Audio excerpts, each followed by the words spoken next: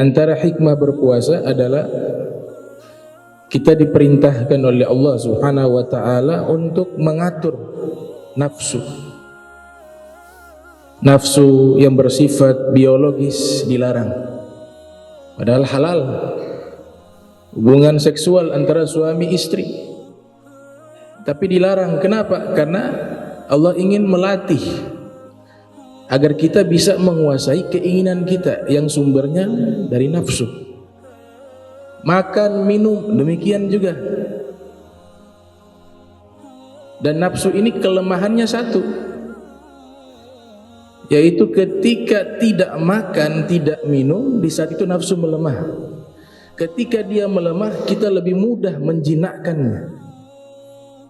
Ada satu kitab karya Syekh Al-Imam Al-Faqih Abu Lais Samarqandi, ulama kelahiran abad ke-3 Hijriah, tahun 333 Hijriah. Beliau lahir di kota Samarqandi. Samarkand satu kota yang ada di Uzbekistan. Beliau ini bukan sekedar ahli fikih, bukan sekedar sufi, tapi juga mufassir. Punya kitab tafsir namanya Bahrul Ulum. Saya di awal-awal belajar ketika di Jakarta, sempat membaca kitab tersebut di hadapan guru, Bahrul Ulum. Kemudian beliau punya juga kitab namanya Bustanul Arifin, kitab tasawuf Qurratul Uyun wa Mufarrihu Qalbil Mahzun. Di situ beliau membahas tentang sanksi-sanksi dosa. Meninggalkan sholat dengan sengaja ada sanksinya. Idza taraka rajulu faridatan wahidatan muta'ammida kutiba ismuhu ala babin nar. Fulan la budda min dukhulin nar. Salah satu hadis yang beliau nukilkan dalam kitabnya, Nabi bersabda, apabila seseorang meninggalkan solat, sekali solat yang ia tinggalkan muta'ammida, dengan sengaja, tanpa dia bertobat, tanpa dia menyesali perbuatan itu dan mengqadha'nya, kutiba ismuhu ala babin nar, namanya sudah tertulis di dalam pintu neraka. Fulan la budda min dukhulin nar. Kalau dia meninggal dunia saat itu belum bertobat, harus masuk neraka si fulan. Itu sertifikasi, bukan sertifikasi tanah, bukan sertifikasi rumah, tapi sertifikasi neraka. Sekali meninggalkan salat dengan sengaja, makanya minal kabair. Dalam keadaan apapun harus salat, dimanapun juga harus salat. Itu salah satu kitab beliau. Nah, dalam kitab beliau yang populer namanya Tanbihul Ghafilin. Itu kitab yang sangat populer yang beliau susun. Di dalam kitab tersebut beliau ceritakan ketika Allah Subhanahu wa taala menciptakan akal, Allah bertanya kepada akal dan memerintahkan kepada akal, ya aqlu akbil fa akbal, ya aqlu adbir fa adbar. Wahai akal, ketika Allah ciptakan akal, lamma khalaqallahu al-aql, Allah perintahkan, wahai akal, maju. Akal maju. Wahai akal, adbir, mundur. Akal ikut mundur. Kemudian Allah berkata kepada aqlun, ya aqlun, man ana. Wahai akal, saya siapa? Kata Allah Subhanahu wa taala.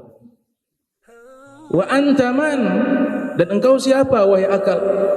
Akal menjawab, anta Rabbi, engkau adalah penciptaku.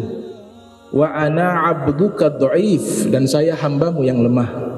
Kemudian Allah Ta'ala menyatakan kepada akal, karena engkau taat kepada saya akan jadikan engkau adalah ciptaanku yang paling mulia.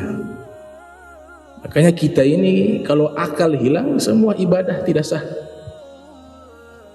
Karena ini yang paling mulia.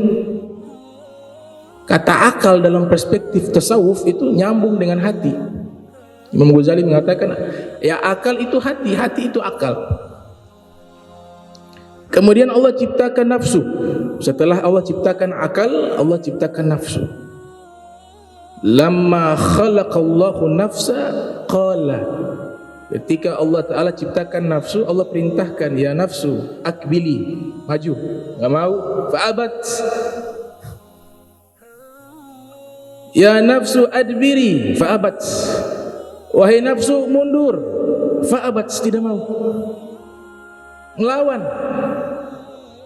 Kemudian Allah Ta'ala menyatakan, ya nafsu man ana wa man anti. Ya muannas, ya. Wahai nafsu, saya siapa, engkau siapa? Kata nafsu, ya anta anta wa ana. Ya kamu adalah kamu, saya adalah saya. Itu pembangkang. Ini yang maksud di dalam Al-Quran, pernyataan Nabi Yusuf, ma ubarri'u nafsi inna nafsa la ammaratun bisu. Nafsu yang mengajak kepada kejahatan. Ini contohnya. Kemudian Allah Ta'ala perintahkan malaikat masukkan nafsu tersebut ke dalam neraka. Mi'ata am, 100 tahun. Sudah diazab dalam neraka 100 tahun, dibakar dalam neraka 100 tahun, Allah perintahkan dikeluarkan kembali itu nafsu. Kemudian Allah bertanya kembali kepada nafsu, ya nafsu man ana wa man anta. Wahai nafsu, saya siapa, engkau siapa? Jawaban yang sama, anta anta wa ana. Masukkan lagi ke dalam neraka. Narul bard, neraka dingin, karena yang panas dia tetap membangkang. Masukkan ke neraka dingin 100 tahun, diazab. Sudah 100 tahun, dikeluarkan lagi. Allah bertanya lagi, ya nafsu man ana wa man anti. Aku siapa, engkau siapa?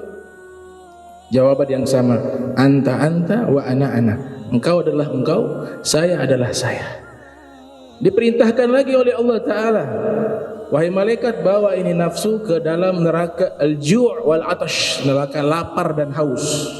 Dalam neraka tersebut tidak dikasih makan, tidak dikasih minum 100 tahun. Sudah 100 tahun dikeluarkan. Itu nafsu sudah lemah, ya, karena di dalam beberapa riwayat dalam neraka juga ada makanan. Az-zakum itu makanan neraka. Maka Allah bertanya, wahai nafsu, siapa saya dan siapa engkau? Ketika itu baru dia mengakui, anta rabbi wa ana abduka dhaif. Engkau adalah penciptaku, saya adalah hambamu yang lemah. Kenapa dia bisa tunduk, bisa sadar? Karena dia tidak makan, tidak minum. Itulah kata Imam Samarqandi, Abu Lais mengatakan, inilah salah satu hikmah berpuasa, kita lebih mudah menaklukkan nafsu kita. Al-Imam Ghazali mengatakan, orang yang paling bahagia itu adalah orang yang mampu mengatur nafsunya. Orang paling bahagia, dia kuasai nafsunya. Tapi orang yang paling sengsara adalah orang yang hidupnya diatur oleh nafsu. Dan ini musuh yang paling berbahaya, kata Nabi sallallahu alaihi wasallam. Di dalam kitab Tanwirul Qulub fi Mu'alamati Allamil Ghuyub karya Syekh Muhammad Amin Kurdi Naskabandi, dalam kitab beliau ada satu hadis Nabi katakan, a'ada aduwik nafsuka allati baina zambaik. Musuh yang paling berat bagimu adalah nafsumu yang berada di antara dua lambungmu, kata Nabi Muhammad sallallahu alaihi wasallam. Di dalam hadis Al-Imam Tabrani meriwayatkan, yang lahir tahun 260 Hijriah, wafat 360 Hijriah, dalam kitabnya Al-Mu'jam, Nabi bersabda, thalathun muhlikat, 3 hal yang membinasakan. Syuhun muta', yang pertama kikir yang ditaati. Yang kedua adalah hawan muttaba', hawa yang diikuti. Jadi hawa ini tidak bisa dipisah dengan nafsu. Makanya selalu menjadi satu kata, hawa nafsu. Tapi berbeda. Yang memerintahkan segala sesuatu di dalam diri kita itu nafsu. Kemudian dorongan untuk melakukan perbuatan yang dibisikkan oleh nafsu itu hawa. Kendaraannya hawa adalah syahwat. Jadi 3 hal ini tidak bisa dipisahkan. Nafsu, hawa, syahwat. Syahwat artinya keinginan. Dan hawa ini tidak bersifat negatif saja. Keinginan yang baik dikatakan hawa. Hawa pakai ha, hadada. Keinginan yang buruk dinamakan juga hawa. Nabi katakan tiga hal yang membinasakan, makna membinasakan sebagaimana dijelaskan dalam Syarhu Ihya Ulumuddin karya Syekh Muhammad Murtada Az-Zabidi Al-Lugawi Al-Faqih Al-Muhaddis Al-Allama As-Sufi. Beliau mengatakan makna muhlikat di sini amal ibadah kita hancur, pahalanya. Salatnya luar biasa, puasanya luar biasa, sedekahnya luar biasa, tapi ada penyakit kikir, penyakit sombong, penyakit ujub. Ini dia menggugurkan seluruh pahala yang kita lakukan. Makanya Nabi katakan muhlikat, membinasakan. Bahkan di kitab Ihya itu ada bab munjiat wa muhlikat, bab yang menyelamatkan, bab yang membinasakan. Yang ketiga, i'jabul mar'i bi nafsihi, dia bangga terhadap dirinya. Itu satu pernyataan Nabi bahwa kita harus meyakini nafsu yang ada dalam diri kita adalah musuh kita. Bahkan Abu Laits Samarkandi mengatakan musuh kita yang memiliki visi misi yang sama menjerumuskan kita ke dalam neraka dan melanggar perintah Allah. Itu 4. Yang pertama adalah ad-dunya. Makna dunia di sini adalah segala sesuatu yang membuat kita lalai kepada ketaatan pada Allah Ta'ala, lalai kepada Allah, lalai kepada akhirat. Yang kedua, musuh kita adalah asy-syaitan. Ya ayyuhalladzina amanu udkhulu fi silmi kaffah wa la tattabi'u khutuwatis syaitan innahu lakum aduwwum mubin. Allah nyatakan syaitan itu musuh yang nyata. Al-Imam Al-Aini ketika mensyarahkan kitab Sahihul Bukhari, judulnya Umdatul Qari nama kitabnya, beliau mengatakan ketika menjelaskan hadis Nabi, inna syaitana yajri min majri ibni Adam, setan itu mengalir di tempat aliran darahnya Bani Adam, atau kama qala Nabi sallallahu alaihi wasallam. Beliau jelaskan cara syaitan menggoda manusia lewat bisikan. Makanya Allah isyaratkan yuwaswisu fi sudurin nas minal jinnati wan nas. Dia bisikkan masuk ke dalam pori-pori. Bisikan tersebut masuk ke dalam pori-pori. Tembus kulit masuk ke dalam daging. Bisikan itu mengikuti aliran darah sampai masuk ke dalam hati. Disitulah dia membisikkan di dalam hati kita keburukan-keburukan. Itu caranya syaitan membisikkan kejahatan. Musuh yang ketiga adalah nafsu, kata Abu Laits Samarkandi. Yang keempat adalah syaitanul insi, ada syaitan jenis manusia. Syaitan, kata Profesor Dr. Syekh Ali As-Sobuni mengatakan, diambil dari kata syatona, artinya jauh. Jadi syaitan itu sebenarnya bukan makhluk tapi sifat.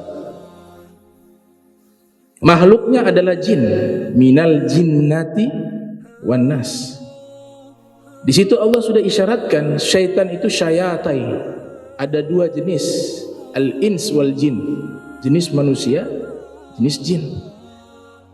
Syaitan sifat yang dimana dia mengajak orang lain kepada kejahatan, itu namanya syaitan, baik jin ataupun manusia. Itu penafsiran yang Syekh Ali Sobuni nyatakan dalam kitabnya Soffatut Tafasir dan juga kitab Ayatul Ahkam, Rawa'iul Bayan fi Tafsir Ayatil Ahkam. Yang luar biasa Imam Ghazali membahas kitabnya Kimia Sa'adah. Kitab karya beliau Kimia Sa'adah. Di dalam diri kita ini ada 4 sifat. Yang pertama sifatul bahaim, sifat hewani. Sifat hewani. Kita punya itu manusia. Makanya makan, minum, tidur itu hewan juga melakukan. Hewan juga makan, hewan juga minum, hewan juga tidur. Makanya orang yang hidup tanpa ibadah, hanya makan, minum, tidur, melampiaskan seksualnya, biologisnya tanpa dia ibadah, maka Imam Ghazali katakan sama seperti hewan. Makanya Allah sifati dalam Al-Quran, laqad dzara'na li jahannama katsiran minal jinni wal ins lahum qulubun la yafqahuna biha wa lahum a'yunun la yubsiruna biha wa lahum adhanun la yasma'una biha ulaika kal an'am bal hum adall. Allah yang sebutkan, Allah yang sifati. Banyak dari bangsa jin dan manusia kami masukkan mereka ke dalam neraka jahanam. Ini hati-hati, ada kalimat katsiro. Katsiro itu banyak. Jin manusia masuk ke dalam neraka. Siapa mereka yang paling banyak masuk ke dalam neraka? Lahum qulubun la yafqahuna biha. Mereka punya hati tidak digunakan berfikir. Dikasih nasihat oleh Allah lewat Al-Quran, dia tidak terima. Dikasih nasihat oleh Allah lewat lisan Nabi Muhammad, dia tidak terima. Dikasih nasihat lewat lisan-lisannya para ulama, dia tidak terima.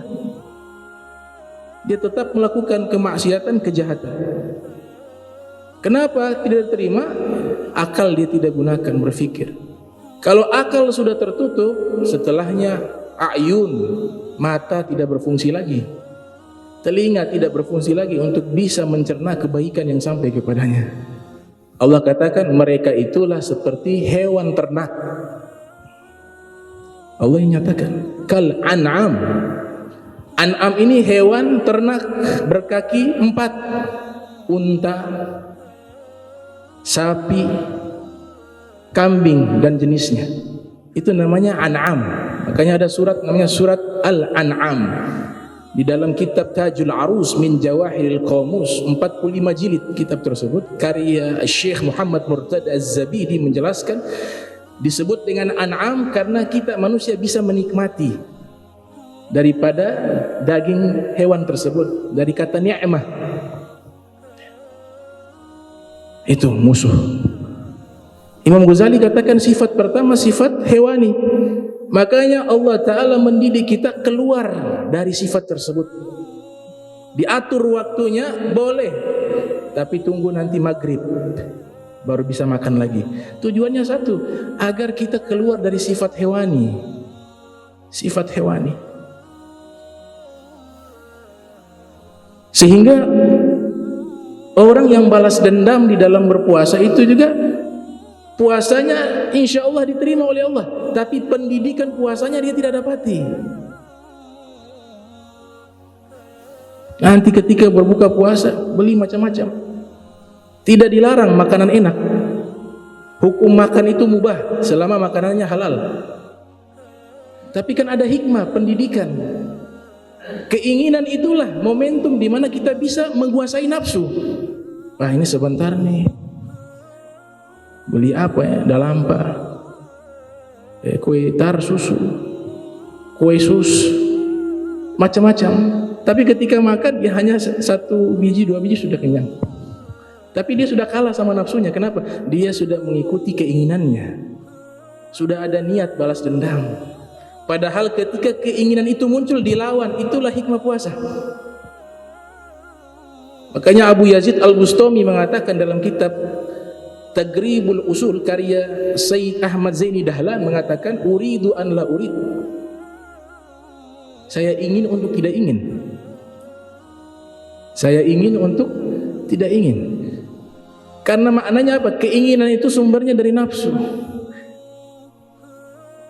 Orang yang sudah dikuasai oleh nafsu, ciri-cirinya diantaranya adalah dia diperbudak oleh keinginan, bukan kebutuhan.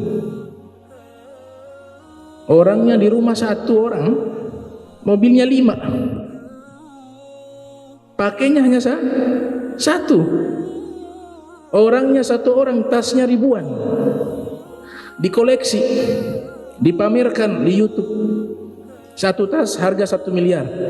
Orang tuanya rumahnya petak kontrakan, tetangganya kelaparan. 1 tas 1 miliar. Ini harta jadi fitnah yaumal qiyamah. Innama amwalukum wa auladukum fitnah. Kenapa bisa demikian? Karena keinginan, bukan kebutuhan. Apa yang muncul dalam diri kita untuk melakukan sesuatu, dia akan turuti. Makanya Abu Yazid mengatakan, uridu an la urid, saya ingin untuk tidak ingin. Nah, dan juga ada yang aneh, keinginan makan. Bangun pagi pikirnya makan. Sudah sarapan pagi, makan lagi. Makan hukumnya halal. Tapi ketika dia sudah keluar dari kebutuhan, masuk kepada satu bab namanya hirsun, rakus. Itu yang dilarang. Makanya Imam Ali bin Abi Thalib, beliau menyatakan, man kanat himmatuhu ma yadkhulu batnahu kanat qimatuhu ma yakhruju minhu. Orang yang hanya pikirannya sehari-hari adalah masalah perut, masalah kemaluan, dua itu saja sehari-hari yang dia fokuskan, dia pikirkan, maka harganya itu sama seperti yang keluar dari perut. Harga orang itu sama seperti yang keluar dari perut, kotoran.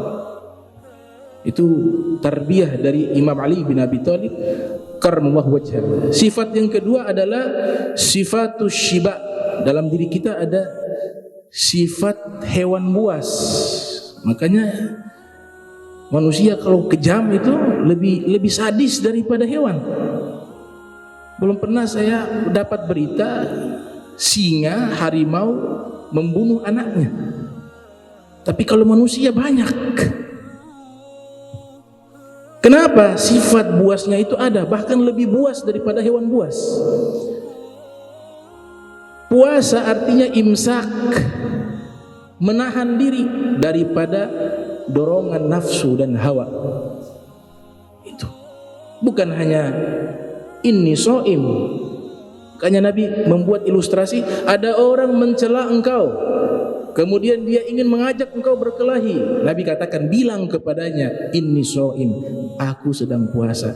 Itu ucapan kita yang mengatakan kepada diri kita sendiri, kepada nafsu kita, sabar, jangan emosi, jangan marah, jangan lawan, jangan mencaci. Wahai nafsu, sabar, ini hikmah puasa, saya lagi puasa. Itu pendidikan yang ada di dalam puasa Ramadan. Makanya ulama katakan Ramadan madrasatus sholihin. Bulan Ramadan ini sekolah bagi orang-orang soleh.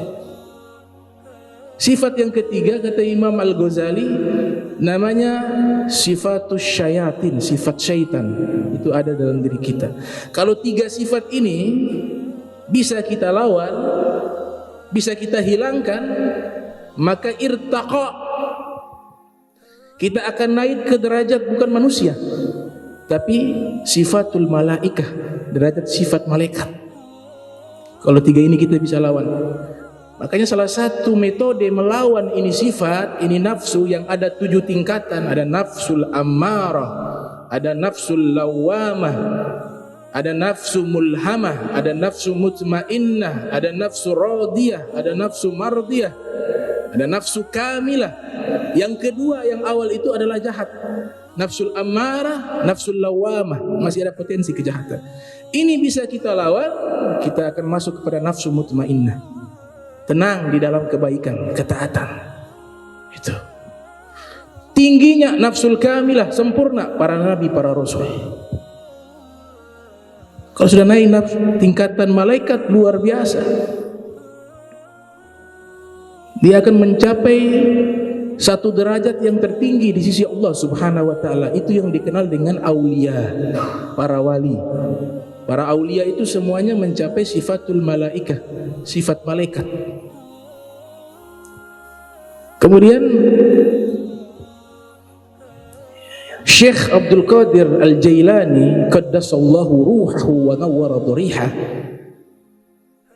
dalam salah satu kitabnya Al-Gunyah atau kitabnya Al-Fathur Rabbani wa Faidur Rahmani, atau dalam kitabnya Futuhul Ghaib, seorang ulama besar dari anak cucunya Sayyidina Hasan bin Ali bin Abi Thalib, masih daripada garis nasabnya cucu Rasulullah sallallahu alaihi wasallam, Syekh Abdul Qadir Jailani yang lahir tahun 470 wafat 561. Beliau mengatakan ada perbedaan dosa yang didorong oleh syaitan dan dosa yang didorong oleh nafsu.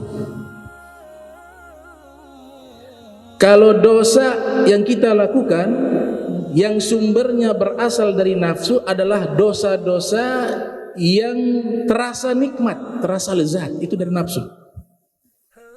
Zina, ya, kemudian minum khamar. Jadi dosa-dosa yang sifatnya nikmat itu sumbernya dari nafsu. Sehingga Nabi katakan di dalam hadis, hujibat al-jannah bil makarih. Surga itu diliputi oleh hal yang tidak enak. Kenapa tidak enak? Karena tadi keinginan itu kita lawan. Tidak enak keinginan itu dilawan, tapi disitulah surga, kata Nabi Muhammad SAW. Makna keinginan di sini tentunya keinginan kejahatan, keinginan yang buruk, keinginan maksiat. Dilawan surga. Wa hujibatin nar bisyahwat wal ladzat, kata Nabi SAW. Adapun neraka diliputi oleh syahwat yang buruk, kelezatan yang sifatnya mendatangkan dosa. Itu kita ikuti nar, kata Nabi, neraka. Itu kita ikuti neraka. Dan nafsu ini bukan hanya mengajak kepada keburukan, tapi kebaikan juga. Kebaikan tapi ujung-ujungnya adalah kejahatan. Contoh, ada orang ibadah dengan nafsu, tentunya nafsu ammarah. Dia beribadah luar biasa. Tapi puncaknya apa? Memunculkan kesombongan. Itu sumbernya dari nafsu. Dia melakukan kebaikan tapi puncaknya adalah penyakit hati. Itu sumbernya dari nafsu. Merasa surga milik diri sendiri, menganggap orang lain dalam neraka. Itu sumbernya dari nafsu.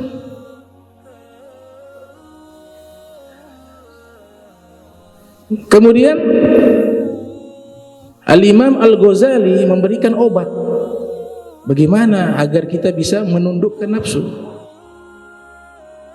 Caranya satu, kata Imam Ghazali dalam kitab Ihya, bitarki syahwat, meninggalkan syahwat yang buruk. Ada bisikan yang mendorong kita melakukan kejahatan, kita lawan itu. Dan memang harus dilawan. Alladzina jahadu fina, yang sungguh-sungguh melawan itu. Lanahdiyannahum subulana, kami berikan petunjuk ke jalan kami. Dilawan, tidak bisa diikuti. Bitarki syahwat,